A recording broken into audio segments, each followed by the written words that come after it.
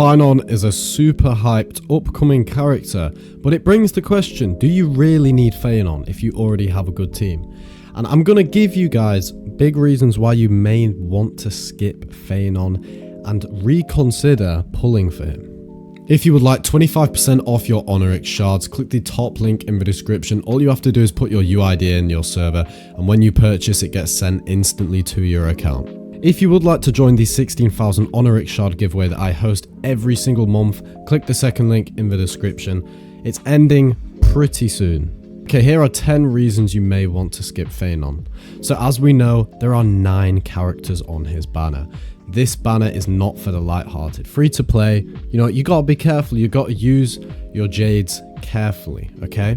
Another one is his anniversary trap banner timing. So version 3.4, if you didn't know, right before the second anniversary, and that's 3.5, which historically features limited time units, broken meta characters, or just valuable reruns. So spending now could mean missing out long-term investments like Saryja, March 7th rework, or reappearing banners like Sparkle or around May. Solo DPS kit restricts his team building. So Phainon's ultimate removes allies from the teal temporarily, meaning no turn sharing, no off-field skills, and no healing or shields during that phase. He also locks himself out of normal buff cycling like Bronya's technique, or Pela's defense shred, and this can hurt your team's synergy.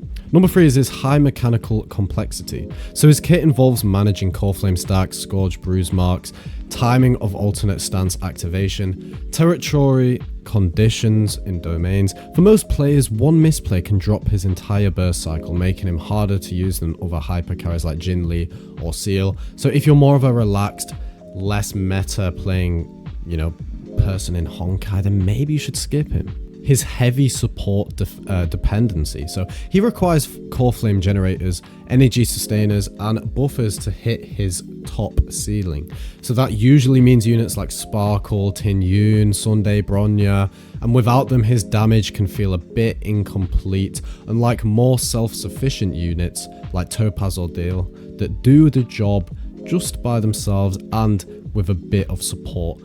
And if you're going for Phainon, you've got to consider the fact that you're going to need a lot of other 5-star characters to support him, and this can just be out of some people's budget. Kit scaling relies on raw stats and not versatility, so his damage scales heavily off crit damage and physical damage in burst windows, but lacks team-wide buffs. DOT, synergy, or utility, that makes him great for solo carry, but terrible if you're missing relics or light cone investments. Underwhelming outside of the MOC, so his true potential shines only in content with multiple enemies like MOC 3 plus enemy stages because of his field splits damage. He underperforms in simulated universe, pure fiction, or solo boss events where raw focus bursts are needed. It's expensive to build at peak efficiency, so he requires massive trans investment. Each node is expensive, signature light cone for max burst potential, optimal relics, crit heavy physical stats, all combo with longevous discipline. So without those, he will feel like a worse Shu Shang with fancy animations. Outclassed by upcoming units, so leaks suggest Saryja and March 7th rework will offer top tier AoE freeze lock, team friendly scaling. If Phainon's kit does not synergize well long term, you've got to realize how far down these characters can go if they don't age well. It's like wine. If they don't age well, it doesn't work. He'll be power crept pretty quickly as a niche hyper carry in a shrinking damage roll. And is his auto play unfriendly? His territory state, multi-step rotation, and lack of synergy with off-field effects make him terrible for auto battle or quick farming modes. If you prefer set and forge teams, he's not the right choice. So essentially, if you just want to set your teams, forget about it, not put too much effort into. Yeah, don't choose Phainon. Finally, Phainon is a luxury, not a necessity. So if you already own one or more of the following: Jinglu, Topaz, D-Hill, Bronya, Sparkle, any maxed 4-stars, then you don't really need Phainon to clear MOC content. He's more of a style pick, and yes, he is going to be absolutely amazing and broken, but you do just have to remember this. So for a final verdict, Phainon is a high ceiling stylish DPS with deep mechanics, and he definitely has the potential to be one of the best characters in the game, if not the best.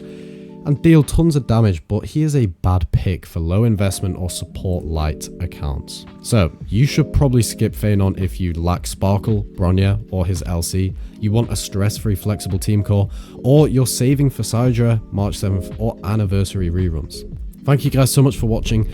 At the end of every video, I do an express ticket giveaway. If you would like to join, all you have to do is subscribe, like, turn on all notifications. I can tell if you have done this or not. And comment down one of the things you found most interesting about this video, and I will respond to you. Thanks so much for watching. Peace.